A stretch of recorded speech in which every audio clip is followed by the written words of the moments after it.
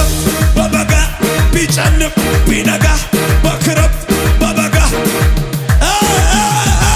ዝግ መንገድ የለም ዝግ መንገድ ዝግ መንገድ የለም ዝግ መንገድ አቤት ዝግ መንገድ የለም ዝግ መንገድ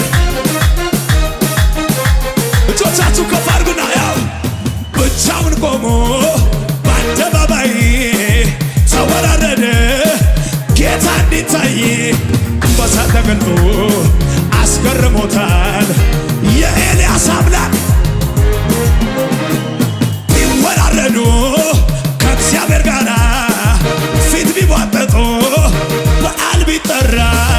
ሳይመጣ ቀርቶ አዋረዳቸው